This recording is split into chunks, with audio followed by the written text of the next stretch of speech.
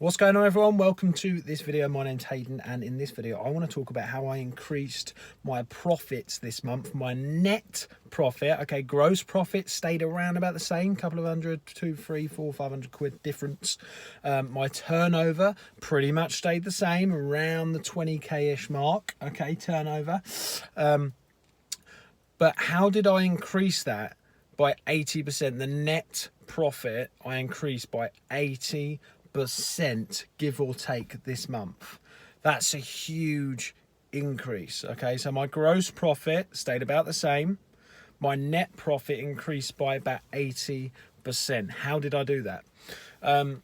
Now, specifically, obviously I cannot tell you specifically what products I bought, but let me just give you an outline of what I did, the basis which may help you reflect into your business. So I took a step back and analysed the whole business. Okay, so I wasn't happy with the profit that I made the previous month. I thought that I could do better. So I had a look at what was going right and what was going wrong. Within that assessment, what I realised was that a lot of the stuff I was selling was really low profit margin items. Okay, so the majority of the issue I was having, okay, not all of it, but the bulk of the issue was that my prep fees were eating up all of my net profit. Okay, not all of it, but the majority of the issue was that. Okay, so what did I do? I started stripping back the items that were just quite frankly rubbish items. They were rubbish replens, they were rubbish items. The majority were grocery items, and we're talking they were making 40-50p. So some of these large sellers will be like, oh, I'll take anything, 30p, 40p, 50p. I don't agree. I disagree with that. Okay, I disagree with that. And I've tested everything. I've been doing this for, I don't know, 18 months now, and I've tested so many things. Okay, not everything obviously, but I've tested a lot of things: fast selling, slow selling, everything in between. Prep center, no prep center, units, no unit. I've tested it all, loads of categories. And what I've learned is that, look, you can do that method, but you've got to understand that it comes with there's pros and then there's a lot of cons that come with that.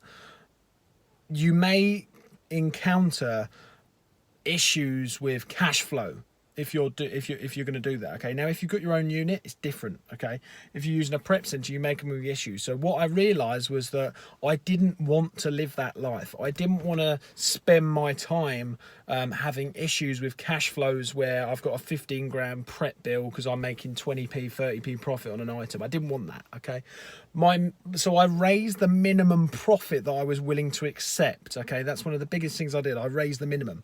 And what I started doing was actually I lowered the minimum ROI I would actually take on some bigger profit items. So let's say I buy something for 20 quid and I sell it for 45 quid.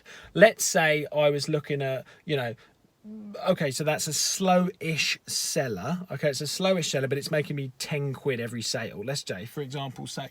So what I would do is realise that that's 35% ROI or something. I would realise that actually I could lower that to 20% ROI, make it a faster seller. If it's just me on the listing or just one other seller, we could make it a faster seller. This is just an example, and still make a healthy profit, which isn't going to make a big impact on the prep fees, if that makes sense.